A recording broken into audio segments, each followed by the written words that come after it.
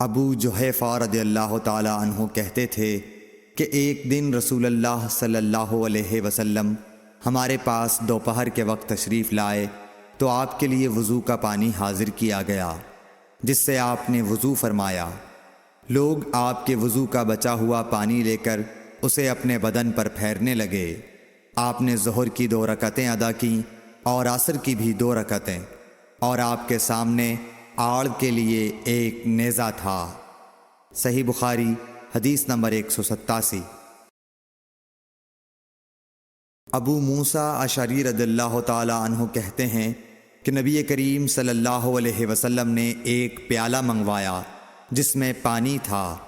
اس سے آپ نے اپنے ہاتھ دھوئے اور اسی پیالے میں منہ دھویا اور اسی میں کلی فرمائی، پھر فرمایا تو تم لوگ اس کو پی لو اور اپنے چہروں اور سینوں پر ڈال لو۔ صحیح بخاری حدیث نمبر 188۔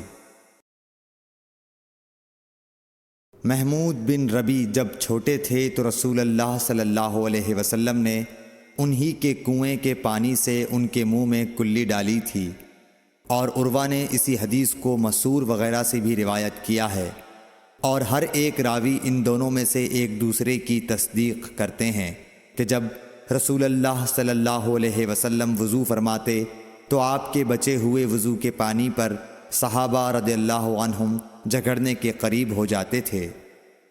صحیح بخاری حدیث نمبر 189۔ صائب بن یزید کہتے تھے کہ میری خالہ مجھے نبی کریم صلی اللہ علیہ وسلم کی خدمت میں لے گئیں اور عرض کیا کہ یا رسول اللہ، میرا یہ بھانجا بیمار ہے۔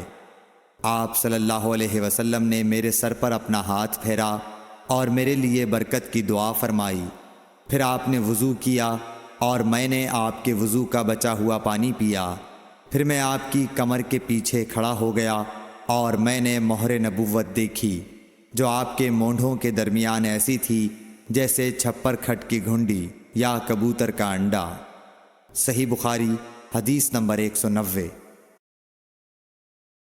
عبداللہ بن زید رضی اللہ تعالی عنہ نے وضو کرتے وقت برتن سے پہلے اپنے دونوں ہاتھوں پر پانی ڈالا، پھر انہیں دھویا، پھر دھویا، یا یوں کہا کہ کلی کی اور ناک میں ایک چلو سے پانی ڈالا اور 3 مرتبہ اسی طرح کیا، پھر 3 مرتبہ اپنا چہرہ دھویا، پھر کوہنیوں تک اپنے دونوں ہاتھ 2 بار دھوئے، پھر سر کا مسح کیا، اگلی جانب اور پچھلی جانب کا، اور ٹخنوں تک اپنے دونوں پاؤں دھوئے، پھر کہا کہ رسول اللہ صلی اللہ علیہ وسلم کا وضو اسی طرح ہوا کرتا تھا۔